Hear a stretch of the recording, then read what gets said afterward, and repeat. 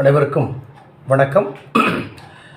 தற்போது நாடாளுமன்ற தேர்தல் நடைபெற்று கொண்டிருக்கிறது. 7வது கட்ட தேர்தல் வரும் 1ஆம் தேதி நடைபெறவிருக்கிறது. அதைத் தொடர்ந்து 1ஆம் தேதி இந்த தேர்தல் நடைபெற்று 4ஆம் தேதி வாக்கு எண்ணிக்கைகள் இந்தியா முழுக்க நடைபெறவிருக்கின்றது. இந்த தேர்தலில் யார் வெற்றி பெறுவார்கள் என்பது ஒரு மிகப்பெரிய கேள்வியாக கேட்கப்பட்டு கொண்டிருக்கிறது. எல்லோரும் பிஜேபி கூட்டணியை சார்ந்தவர்கள், அந்த கட்சியை சார்ந்தவர்கள் பிஜேபி 400 இடங்களை கைப்பற்றும் என்று சொல்லுகிறார்கள்.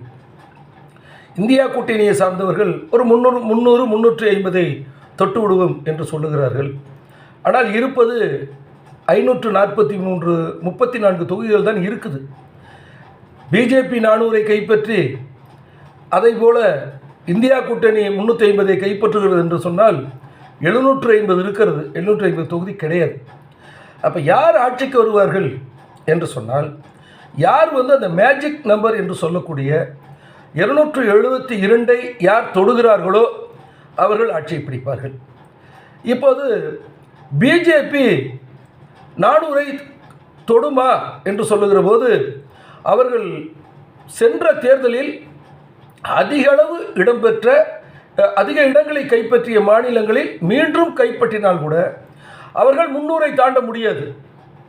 அந்த சூழலில் இன்றைக்கி அவர்களுக்கு கர்நாடகம் வாய்ப்பாக இல்லை, பிஜேபிக்கு வாய்ப்பாக இல்லை, ஆந்திரா வாய்ப்பாக இல்லை, அதேபோல் ஒரிசா வாய்ப்பாக இல்லை, டெல்லி வாய்ப்பாக இல்லை, பஞ்சாப் வாய்ப்பாக இல்லை. அவர்களுக்கு ஒரு அடித்தளமாக இருக்கக்கூடிய 2 பெரும் மாநிலங்கள், ஒன்று உத்தரப்பிரதேசம், இன்னொன்று குஜராத். அதுக்கப்புறம் மத்திய பிரதேசத்திலும் ராஜஸ்தானிலும் ஓரளவுக்கு காங்கிரஸ் பாதியை பெற்றுவிடும் என்று சொல்லுகிறார்கள். அதே போல் பீகாரில் அவர்கள் முழு வெற்றியை பெற்றார்கள். இப்போது அவர்கள் பாதி அளவு தான் வெற்றி பெற முடியும் என்று சொல்லுகிறார்கள். உத்தரப்பிரதேசத்தில் கூட 80 இடங்களிலே பிஜேபி 60 இடங்களில் வெற்றி பெறும், இந்தியா கூட்டணி 20 இடங்களில் வெற்றி பெறும் என்று சொல்லுகிறார்கள். இப்படி பல்வேறு கணக்கீடுகள் பார்க்கிற போது, சென்ற தேர்தலில் பிஜேபி தனித்து பெற்ற 300 இடங்களிலே 100 இடங்கள் குறைவதற்கு வாய்ப்பாக இருக்கிறது என்று பத்திரிகையாளர்கள், வடநாட்டு பத்திரிகையாளர்கள் சொல்கிறாங்க. அப்படி பார்த்தால் நமக்கு அவர்கள் ஒரு 200 பெறுவதற்கு தான் வாய்ப்பு இருக்குது. அந்த கூட்டணியில் ஒரு 50 இடங்களை பெறுகிறார்கள் என்று வைத்து கொண்டாலும் கூட 250 தாண்டுவதற்கு வாய்ப்பில்லை என்று சொல்லுகிறார்கள். இந்தியா கூட்டணிக்கு இதில் என்ன ஒரு சிக்கல் என்று சொன்னால், காங்கிரஸ் ஒரு 150 தொட்டுவிடும், மற்ற கூட்டணி கட்சிகளெல்லாம் ஒரு 150 பெற்றுவிடும் என்று ஒரு கணக்கிட்டு ஒரு 300 தொட்டுவிடும் என்று கணக்கிட்டு சொல்லுகிறார்கள். இது ஓரளவுக்கு ஏற்புடையதாகவும் நம்ப முடியதாகவும் இருக்கிறது. அந்த வகையிலே நாடாளுமன்ற தேர்தலிலே இந்தியா கூட்டணி பிஜேபிக்கு ஒரு கடும் போட்டியை தந்து கொண்டிருக்கிறது என்று தான் நாம் பார்க்க வேண்டியிருக்கிறது. பிஜேபி 400 வென்று விடுவோம் என்பது ஒரு வாய் சவடாலை போல தான் நமக்கு தெரிகிறது.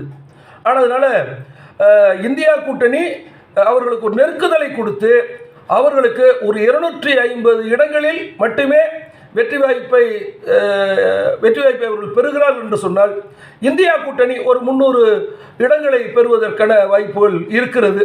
அந்த அளவோடு இந்த தேர்தல் இருக்கிறது. ஆனால் அந்த தேர்தலில் தில்லுமுள்ளுகள் நடக்காமல் இருக்க வேண்டும். ஏன்னா தேர்தல் ஆணையம் எதையும் கண்டுகொள்வதாக நமக்கு தெரியலை. தொடர்ந்து அமித்ஷா ஒரிசாவில் தமிழர்களை இழித்தும் பழித்தும் பேசிக்கொண்டிருக்கிறார். மோடி முஸ்லீம்களை நேரடியாக பேசுகிறார், மறைமுகமாக பேசுகிறார்.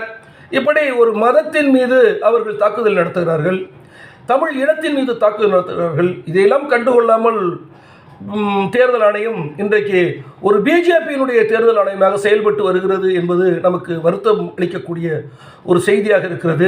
என்று சொன்னால் கூட இந்த தேர்தலில் இந்தியா கூட்டணிக்கு வெற்றி வாய்ப்பு இருக்கிறது, அது மிகுதியாக இருக்கிறதா என்பதை விட அவர்கள் ஒரு 272 ஒரு 80, 90, 300 தொடுவதற்கு வாய்ப்பு இருக்கிறது என்றே பத்திரிகையாளர்கள் தெரிவிக்கிறார்கள். அந்த வகையில் இந்தியா கூட்டணி வெல்வதற்கு வாய்ப்பு இருக்கிறது என்று தெரிகிறது. மீண்டும் கள நிலவரங்களை மீண்டும் நாம் பார்த்து கொண்டிருப்போம். நன்றி, வணக்கம்.